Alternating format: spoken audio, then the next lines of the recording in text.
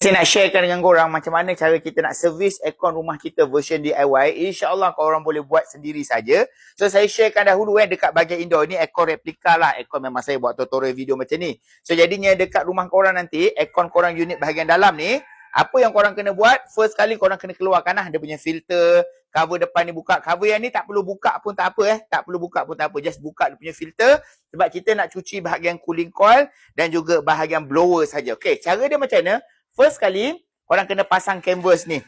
Ini adalah canvas pencuci aircon supaya nanti air-air cucian, daki-daki kotoran yang kita cuci nanti dia tidak menitik dekat lantai. Faham So gantungkan ni dulu. Ini canvas kalau korang tak ada, korang boleh pergi dekat dalam beg kuning saya. Saya ada buat satu set canvas dengan pencuci aircon sempena Ramadan ni. Saya bagi korang special price. Dijamin korang takkan dapat harga ni dekat mana-mana platform. Hanya kat dalam beg kuning saya sahaja. Berapa harga dia? RM45. Sila air bulan, dapat voucher lagi. So, harga lebih rendah. Pergi tengok dekat dalam beg kuning. Okey. Macam mana cara nak servis bahagian cooling coil? Step yang pertama, selepas korang dah siap set up semua korang punya aircon macam ni, apa yang korang kena buat? Korang kena basahkan terlebih dahulu cooling coil ni. Nak basahkan pakai apa? Pakai air pipe saja. So, kalau korang tak ada water jet, gunakan pump guardian macam ni pun sebenarnya dah okey dah. So, cara dia macam ni. Ambil air, basahkan terlebih dahulu.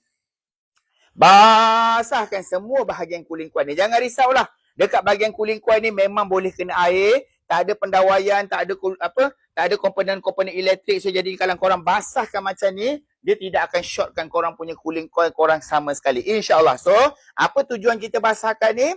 Tujuan kita basahkan adalah untuk kembangkan habuk-habuk dan daki-daki yang melekat dekat bahagian cooling coil kita. Okey, itu step yang pertama. So, aircon tak perlu buka, tak perlu cabut, tak perlu turun. Matikan aircon sahaja. Itu sahaja yang perlu korang buat. Okey, lepas kita dah basahkan semua bahagian cooling coil ni, next kita nak buat apa? Kita nak tanggalkan daki-daki dia kan? Cara yang paling mudah, kita gunakan pencuci aircon. Tak perlu nak berus-berus, tak perlu nak lap-lap, tak perlu nak gosok-gosok. So, ambil pencuci aircon ni, sembuhkan sahaja atas permukaan cooling coil kita ni. Sembuhkan saja perlahan-lahan dari atas ke bawah, bahagian depan, bahagian atas, sembuhkan dan juga dekat bahagian longkang air dia ni. Sembuhkan saja. Dah, cukup. Jangan guna banyak-banyak sebab satu botol ni dia boleh cuci 3 hingga 4 biji aircon. So jadinya orang sembuh satu layer seperti mana yang saya buat ni pun dah memadai. Okey.